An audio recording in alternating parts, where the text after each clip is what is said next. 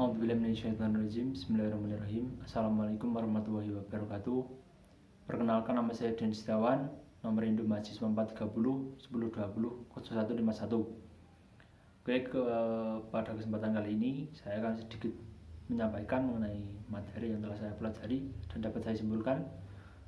Yang pertama yaitu mengenai peran penting dari pendidikan kewarganegaraan, yang mana kita tahu sendiri bahwa pendidikan kewarganegaraan merupakan mata pelajaran yang wajib kita pelajari selama kita masih menempuh pendidikan ataupun sekolah, yang mana dalam mata pelajaran pendidikan kewarganegaraan ini kita akan mempelajari mengenai negara dan juga warga negara.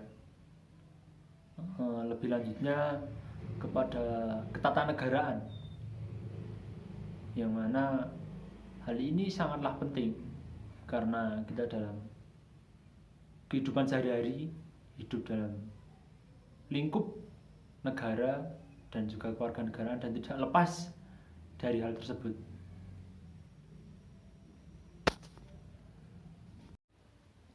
Oke, yang selanjutnya saya akan sedikit menjelaskan mengenai negara dan juga aspek negara.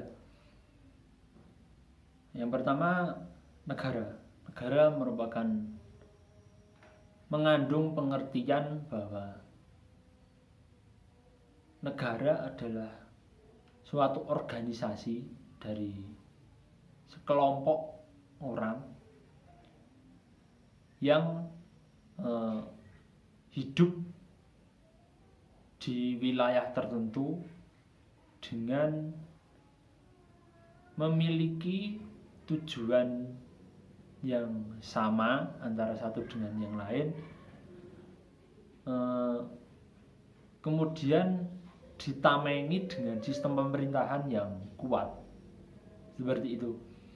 Kemudian aspek-aspek negara yang menonjol, yang pertama yaitu adalah adanya persatuan dan kesatuan antara satu dengan yang lain, adanya norma, hukum dan juga peraturan yang mengikat atas kegiatan-kegiatan yang kita lakukan. Kemudian adanya hak asasi manusia, di mana hak-hak manusia dijamin. Kemudian selanjutnya ada konstitusi negara. Kemudian ada kekuatan politik. Dari hal-hal tersebut maka akan menciptakan suatu negara yang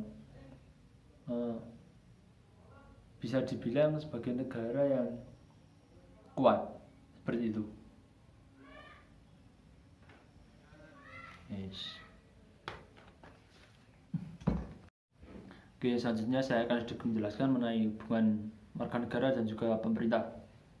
Sebagaimana kita tahu sendiri bahwa warga negara dan juga pemerintah merupakan dua unsur dari negara yang tidak dapat berpisahkan. Karena dapat kita pahami bahwa pemerintah bisa kita artikan sebagai ibu atau induk dari sebuah pemerintahan supaya negara dapat berjalan dengan baik. Kemudian warga negara dapat kita artikan sebagai anak, di mana pada hubungan timbal balik tersebut, anak sebagai suatu tujuan dari ibu tersebut agar menggapai sebuah keluarga yang diimpikan atau diidam-idamkan oleh keluarga tersebut. Oke, ya, selanjutnya yaitu saya akan sedikit menjelaskan mengenai peran warga negara dalam berbangsa dan juga bernegara.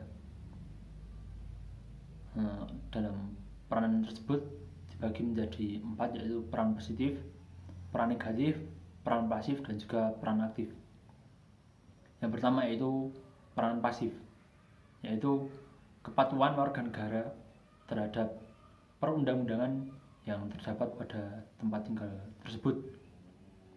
Kemudian yang selanjutnya yaitu peran aktif, yaitu aktivitas dari warga negara dalam keterlibatannya dalam kehidupan berbangsa bernegara, terutama keputusan yang menyangkut mengenai publik.